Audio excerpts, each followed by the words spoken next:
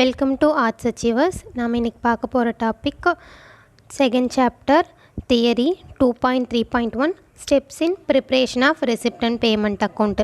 இப்போது receipt and payment அக்கௌண்ட்டை வந்து எப்படி ப்ரிப்பேர் பண்ணுறதுங்கிறதுக்கு உண்டான ஸ்டெப்ஸ் கொடுத்துருக்காங்க. Following are the steps involved in the preparation of following steps கீழே கொடுத்துருக்காங்க, அதை பார்க்கலாம். First step, record the opening balance of cash in hand and favorable bank balance on the debit side. opening balanceல வந்து பார்த்தீங்கன்னா cash in hand, கையில் cash எவ்வளோ இருக்குது, favourable bank balance எவ்வளோ இருக்குது, அந்த ரெண்டையும் நம்ம டெபிட் சைட் போடணும்னு சொல்கிறாங்க. ஆஃப் ரெசிப்ட் அண்ட் பேமெண்ட் அக்கௌண்ட்டில் debit side. If there is bank overdraft it must be recorded in the credit side. Bank overdraft இருந்துச்சுன்னா, பேங்க் ஓவர் டிராஃப்ட்னா நமக்கு எக்ஸ்ட்ரா பணம் கொடுக்குறதா நம்ம பேங்க் ஓவர் டிராஃப்ட் அப்படின்னு சொல்லுவோம்.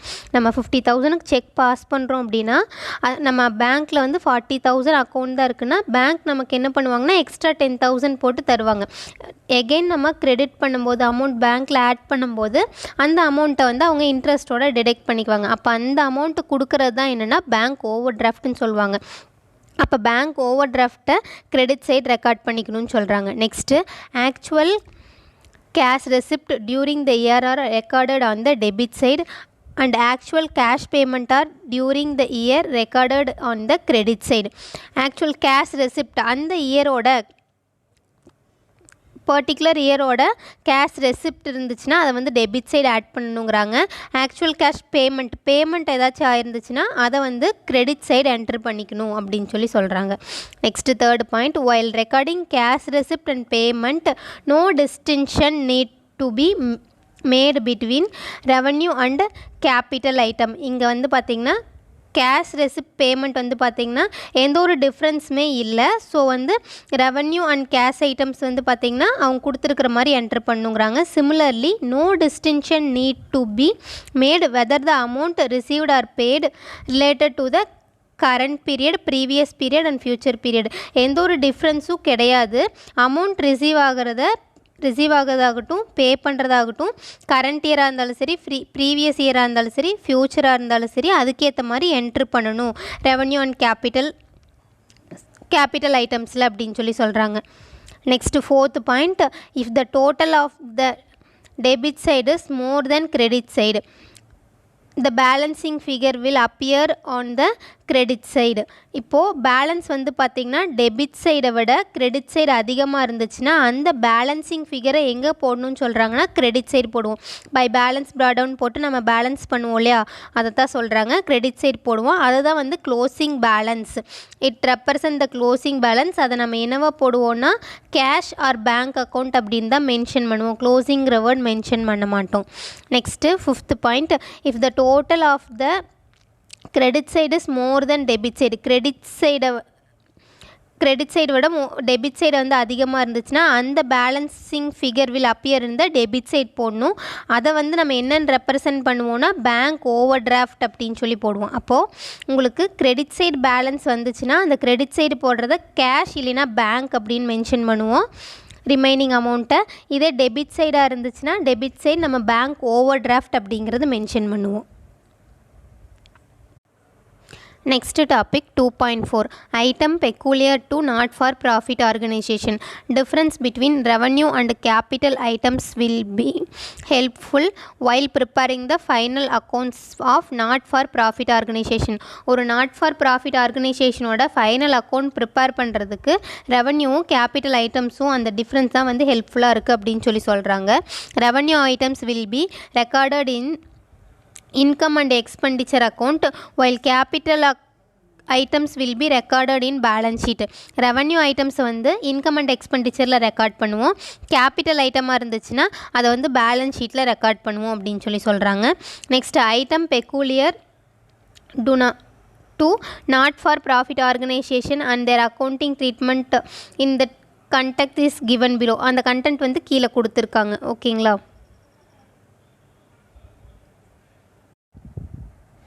இதில் ரெவன்யூ ஐட்டம் அப்படின்னா இன்கம் பேஸ்டு, அந்த ஐட்டம்ஸ். கேபிட்டல் அக்கௌண்ட்னா ஃபிக்ஸ்டு அசட் பேஸ்டு ஐட்டம் தான் வந்து கேபிட்டல் ஐட்டம் சொல்லுவாங்க. இதில் ஃபஸ்ட்டு பாயிண்ட் சப்ஸ்கிரிப்ஷன்னா நம்ம ஆல்ரெடி பார்த்தோம். அமௌண்ட் வந்து மற்றவங்க பே பண்ணுறது, தட் மீன்ஸ் கிஃப்டாவோ இல்லை அதில் இருக்கிற மெம்பர்ஸாவோ அந்த மாதிரி இருக்கிறவங்க பே பண்ணுறத என்னது subscription அப்படிம்போம். Not for profit organization usually collect subscription periodically from their members. அந்த மெம்பர்ஸ்லேருந்து அந்த ஆர்கனைசேஷனுக்கு ஒவ்வொரு பீரியடிக்கில் என்ன பண்ணுவாங்கன்னா கலெக்ட் பண்ணுவாங்க. These may be collected monthly collect பண்ணுறது, இல்லைனா குவார்ட்டர்லி 4 months ஒன்ஸ், இல்லைனா மந்த்லி ட்வைஸ், இல்லைனா இயர்லி ஒன்ஸ் இந்த மாதிரி கலெக்ட் பண்ணுவாங்க. இன் அடிஷ்னல் சம் ஸ்பெஷல் சப்ஸ்கிரிப்ஷன் கொடுத்துருக்காங்க. For example subscription for tennis, fillet etcetera R collected from the concerned members playing tennis or billiards as the case may be. All the subscription are revenue receipt அப்படின்னு சொல்கிறாங்க. இப்போ அதில் special சப்ஸ்கிரிப்ஷனில் பார்த்திங்கன்னா இந்த tennis கிளப்பில் இருக்கிற members, இல்லைன்னா billiards அப்படின்னா என்னென்னா அதுவும் it is one types of game தான். க்ரீன் போர்டில் அந்த கலர் பால்ஸில் வச்சு ஸ்டிக்கில் விளையாடுவோம் இல்லையா, அந்த கேம் தான். அந்த கேம் சொல்கிறாங்க. அப்போ இந்த மாதிரி அதில் மெம்பர்ஸாக இருக்கிறவங்க அந்த ஸ்பெஷல் கேமுக்குன்னே கான்ட்ரிபியூட் பண்ணுறது. இதில் வந்து ஸ்டூடெண்ட்ஸ் வந்து டெவலப் ஆகி வரணும், இல்லை அதில் இருக்கிற மெம்பர்ஸ் வந்து அந்த பீப்புளை வந்து என்கரேஜ் பண்ணுற மாதிரி. அப்போ இதெல்லாம் தான் வந்து பார்த்திங்கன்னா ஒரு ஸ்போர்ட்ஸ் டீமை என்கரேஜ் பண்ணுற மாதிரி, எக்ஸ்ட்ரா கரிக்குலர் ஆக்டிவிட்டீஸை இன்க்ளூட் பண்ணுற மாதிரி ஸ்பெஷல் சப்ஸ்கிரிப்ஷன் சொல்கிறாங்க. Next second point, interest on investment. For investment made the organisation may receive interest. Investment அவங்க பண்ணுற இன்வெஸ்ட்மெண்ட்டுக்கு அந்த ஆர்கனைசேஷன் என்ன பண்ணுறாங்கன்னா இன்ட்ரெஸ்ட் ரிசீவ் பண்ணுறாங்க. அதுவும் one of the cash receipt அப்படின்னு சொல்கிறாங்க. அடுத்து sale of old sports material. இந்த sale proceed of old sports material like ball, bat etcetera are cash receipt. இப்போது பழைய பேட் பால்ஸ் எல்லாம் என்ன பண்ணாங்கன்னா சேல் பண்ணாங்கன்னா அதில் ஒரு அமௌண்ட் வரும்.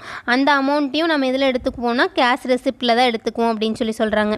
Next sale of old newspaper. இந்த sale proceed of old newspaper as cash receipt. அதை சேல் பண்ணாலும் அந்த அமௌண்ட் வந்து ஒரு பர்டிகுலர் அமௌண்ட் கிடைக்கும். அந்த அமௌண்ட்டையும் நம்ம கேஷ் ரெசிப்டாக தான் எடுத்துக்குவோம். அப்போ இந்த ஐட்டம் நேமில் வரது எல்லாமே நீங்கள் எதில் தான் எடுத்துக்கணும், கேஷ் ரெசிப்டில் எடுத்துக்கணும். Next life membership fee. Amount received towards life membership fee from members is a capital receipt as it is non-requiring in nature. இப்போது மெம்பர்ஸ் கொடுக்கக்கூடிய அமௌண்ட், அந்த லைஃப் மெம்பர்ஷிப்னால் நம்ம நேற்று எக்ஸாம்பிள் பார்த்த மாதிரி அகரம் ஃபவுண்டேஷன் இந்த மாதிரி இருக்கிறதுல பார்த்திங்கன்னா அதில் மெம்பர்ஷிப் அப்படிங்கிறது இருக்கும். அந்த பர்சன்ஸ் பார்த்திங்கன்னா ஃபுல்லாக என்ன பண்ணணுன்னா அமௌண்ட் வந்து பே பண்ணுற மாதிரி இருக்கும். அப்போ அந்த அமௌண்ட்டெல்லாம் என்னென்னா one of the capital amount, அவங்க பே பண்ணுறது அந்த அமௌண்ட்டெல்லாம். அப்போ அதை என்ன பண்ணணுன்னா கேபிட்டல் ரெசிப்ட் அப்படின்னு சொல்கிறாங்க. லிகேசினா பார்த்தோம், அவங்களோட சொத்தை என்ன பண்ணணுன்னா ஆர்ஃபனேஜுக்கு அந்த மாதிரி டொனேட் பண்ணுறது, அது மூலிமா வரக்கூடிய ப்ராப்பர்ட்டிஸை தான் நம்ம என்ன சொல்லுவோம்னா லிகேசி அப்படின்னு சொல்லுவோம். A gift made to and not for profit organisation by a will is called legacy. கிஃப்டாவோ அவங்க வந்து இதுக்கு டொனேட் பண்ணுறது, இதுவும் வந்து one of the capital asset. அப்போ என்ன ஆகும் அப்படின்னா அந்த டொனேஷன் அது கிடைக்கிறது மூலிமா அந்த ஆர்ஃபனேஜோட ஒரு சொத்து மதிப்பு அதிகமாகும். அவ்வளோ சொத்துலேருந்து வரக்கூடிய அமௌண்ட் எல்லாமே அவங்களுக்கு. ஸோ இதுவும் வந்து capital receipt. Next admission fee or entrance fee. It is a fee collected from every members only once at the time of his or her admission into the organization. It may treated as the revenue receipt as it is requiring income from new members admitted every year and may be used to meet the expenses at the time of admission. இது என்னென்னா admission fees. அவங்க வந்து இப்போ sports club அப்படின்னா அதில் entrance fees, அதில் join பண்ணுறதுக்கான first ஃபீஸை என்ன பண்ணுவாங்கன்னா கலெக்ட் பண்ணுவாங்க. இது வந்து only once at the time வந்து அவங்களுக்கு கலெக்ட் பண்ணுவாங்க அந்த ஆர்கனைசேஷன்லேருந்து. இது வந்து ரெவன்யூ ரெசிப்டாக ட்ரீட் பண்ணுறாங்க. இது வந்து ரெக்வயரிங் இன்கமாக தான். ஏன்னா ஒரு புது மெம்பர்ஸ் வரும்போது அது ஒரு இன்கம்மாக ஒவ்வொரு இயரும் அவங்களுக்கு வந்து இன்கமாக க்ரெடிட் ஆகிட்டே வருது. அப்போ இந்த இன்கம் அடுத்த எக்ஸ்பென்சஸ் அது பண்ணக்கூடிய செலவுக்கு வந்து யூஸ்ஃபுல்லாக இருக்குது அப்படின்னு சொல்கிறாங்க. ஸோ இது வந்து revenue receipt. It may also called as treated as capital receipt. இது வந்து கேபிட்டல் ரெசிப்டை ட்ரீட் பண்ணுறாங்க, ஏன்னா அவங்க கொடுக்குற என்ட்ரன்ஸ் ஃபீனால். Next grant from government and other organisation. Grant from கவர்மெண்ட்னா கவர்மெண்ட் கொடுக்கக்கூடிய சப்சிடிஸ் அந்த ஆர்கனைசேஷனுக்கு அவங்க டொனேட் பண்ணுறது, அதைத்தான் வந்து கிராண்ட் ஃப்ரம் கவர்மெண்ட் அப்படின்னு பார்த்தோம். Not for profit organisation may receive different from of grant from government and other organisation. Difference from கவர்மெண்ட்லேருந்து கிடைக்கிறதும் அதர் ஆர்கனைசேஷன்லேருந்து கிடைக்கிறதும் வந்து டிஃப்ரெண்ட் தான். Grant receive towards construction buildings acquiring of assets இதுக்கெல்லாம் கிடைக்கிறத வந்து நம்ம என்ன எடுத்துக்குவோம்னா கேபிட்டல் ரெசிப்ட் அப்படின்னு எடுத்துக்குவோம். அடுத்தது பார்த்திங்கன்னா grant receive towards maintenance of asset and payment of salary எல்லாம் என்ன பண்ணிக்குவோம் அப்படின்னா ட்ரீட்டட் அஸ் ரெவன்யூ ரெசிப்ட். அப்போது அது அந்த கன்ஸ்ட்ரக்ஷன் நடக்கிறதுக்கு கிடைக்கக்கூடிய அமௌண்ட், அந்த அசட் உருவாக்குறதுக்கு கிடைக்கக்கூடியதெல்லாம் வந்து நம்ம என்னவா எடுத்துக்குவோம்னா கேபிட்டலாக எடுத்துக்குவோம். ஏன்னா அது ஒரு அசட்டாக க்ரியேட் ஆகுது. பில்டிங்காக இருக்கட்டும், ஃபர்னிச்சராக இருக்கட்டும், அப்போ வாங்கி போடையில அதுக்கப்புறம் அதை மெயின்டைன் பண்ணுற சார்ஜஸ் அதுக்கெல்லாம் பார்த்திங்கன்னா அதை வந்து நம்ம ரெவன்யூ ரெசிப்டை எடுத்துக்குவோம் அப்படின்னு சொல்கிறாங்க. அப்போது கேபிட்டல் ரெசிப்ட் நான் ரெக்வயரிங்காகவும் ரெவன்யூ ரெசிப்டை ரெக்வயரிங்காகவும் நேச்சரில் ட்ரீட் பண்ணுறாங்க. Next donation. These are the amount received by not for profit organisation as a gift. டொனேஷனாக ஒரு ஆர்கனைசேஷனுக்கு கிடைக்கக்கூடிய கிஃப்ட் தான் என்னது டொனேஷன் அப்படின்னு சொல்லுவாங்க. அவங்களால முடிஞ்சது ஸ்மால் அமௌண்ட்டாக கொடுக்குறதா நம்ம டொனேஷன் அப்படின்னு சொல்லுவோம். It maybe general donation or specific donation. இதையும் ரெண்டாக சொல்லியிருக்காங்க. ஜென்ரல் டொனேஷனாக இல்லை ஸ்பெசிஃபிக் டொனேஷனாக 2 டைப்ஸாக கன்வெர்ட் பண்ணியிருக்காங்க. அதே மாதிரி தான் இன்னொரு டாப்பிக்கையும் பார்த்தோம். எதை பார்த்தோம்னா ஸ்பெஷல் சப்ஸ்கிரிப்ஷன் அப்படிங்கிறது பார்த்தோம்.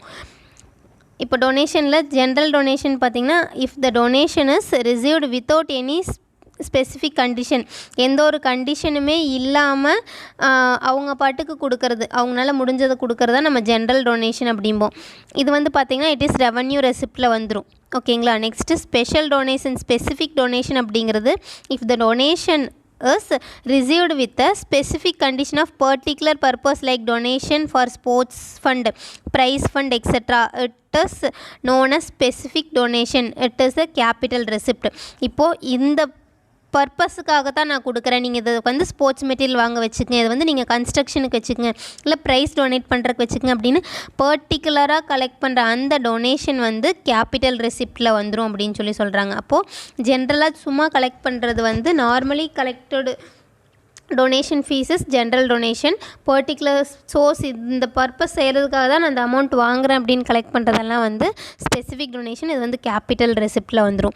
Next honorarium. Honorarium is like one of the gift, donation, subscription அந்த மாதிரி தான் வரும். It is the remuneration paid to a person who are not regular employee of the organisation. இது வந்து பார்த்திங்கன்னா அவங்க வந்து ஒரு ரெம்யூனரேஷனாக கொடுக்கறது, நாட் ரெகுலர் பேமெண்ட்டு. ரெகுலராக அவங்க எம்ப்ளாயாக இல்லை, வந்து செஞ்சுட்டு போகிறதுக்காக ஒரு கிஃப்டாக அந்த மாதிரி கொடுக்குறது, அந்த ஆர்கனைசேஷனில் செய்கிறவங்க இல்லை என்கரேஜ் பண்ணுறவங்களுக்கு கொடுக்குற மாதிரி. இது வந்து ரெவன்யூ எக்ஸ்பெண்டிச்சர். அப்போ அவங்க கையிலேருந்து என்ன ஆகுது, அந்த டொனேட் பண்ணுறாங்க, அவங்களுக்கு வந்து செஞ்சு கொடுக்குறக்காக ஒரு அவங்களால முடிஞ்சது அந்த ஆர்ஃபனேஜ் ஆகட்டும், அந்த கிளப்பாக இருக்கட்டும், அவங்க கொடுக்குறனால அது வந்து ரெவன்யூ எக்ஸ்பென்சஸ். அப்போ இன்கம் அப்படிங்கிறது வெளியே போகுது, எக்ஸ்பெண்டிச்சராக செலவாக போகுது. Next purchase of sports material. Sports material பார்த்திங்கன்னா sports material such as bat, ball, net etcetera or consumable items. Amount of consumed sports material are taken as revenue expenditure and value of unconsumed sports material stock are shown as asset side in the balance sheet. இப்போ ஹானரேனியம்லேருந்து பார்க்குறது எல்லாமே அந்த ஒரு ஆர்கனைசேஷன்லேருந்து amount வந்து கொடுக்கறது. That means அவங்க வந்து ஒரு டெவலப்மெண்ட்டுக்காக வெளியே கொடுக்கறது, அதெல்லாம் தான் இந்த எக்ஸ்பெண்டிச்சர் அப்படின்னு சொல்லுவாங்க. கேபிட்டல் எக்ஸ்பெண்டிச்சர், ரெவன்யூ எக்ஸ்பெண்டிச்சர், இன்கமாக பண்ணக்கூடிய செலவு, கேபிட்டலுக்காக பண்ணக்கூடிய செலவு. அப்போது பர்ச்சேஸ் ஆஃப் ஸ்போர்ட்ஸ் மெட்டீரியல், ஒரு ஸ்போர்ட்ஸ் கிளப் இருக்குன்னா அதுக்கு வாங்கக்கூடியது எல்லாமே எனது கன்சியூமபிள் ஐட்டம், தனக்கு தேவையானதை அந்த கிளப்புக்கு தேவையானது வாங்கி வைக்கிறாங்க. அப்போ அது என்னது ரெவன்யூ எக்ஸ்பெண்டிச்சர். ஓகேங்களா. அப்போது இதெல்லாம் வந்து அன்கன்சியூம்டு ஸ்போர்ட்ஸ் மெட்டீரியலாக பார்த்திங்கன்னா ஒரு ஸ்டாக்காக அப்படியே இருக்கும், அந்த வேல்யூலாம் பார்த்திங்கன்னா ஒரு ஸ்டாக்காக இருக்கும். நம்ம என்ன சொல்லுவோம், க்ளோசிங் ஸ்டாக், ஓப்பனிங் ஸ்டாக் அப்படின்னு சொல்கிறோம்ல. அப்போ அந்த ஸ்டாக் வேல்யூவை எதில் காட்டுவோம் அப்படின்னா பேலன்ஸ் ஷீட்டில் காட்டுவோம் அப்படின்னு சொல்கிறாங்க. Next purchase of sports material, it is a capital expenditure. இது வந்து capital expenditure. Example purchase of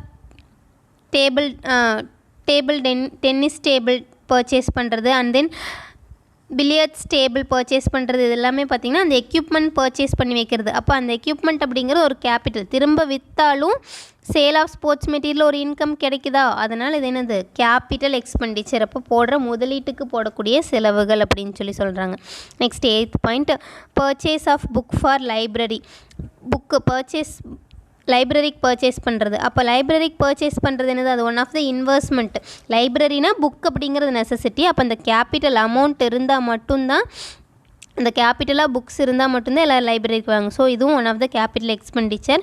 for example capital and revenue items peculiar to not for profit organisation. இதில் வந்து பார்த்திங்கன்னா டிஃப்ரென்ஷியேட் பிரித்து கொடுத்துருப்பாங்க, அது இந்த பிபிடியில் கரெக்டாக வரல. ஸோ அதை வந்து நான் இந்த பிடிஎஃப்பில் கரெக்டாக வரல, நான் பிபிடி போட்டு கரெக்டாக எக்ஸ்பிளைன் பண்ணுறேன்.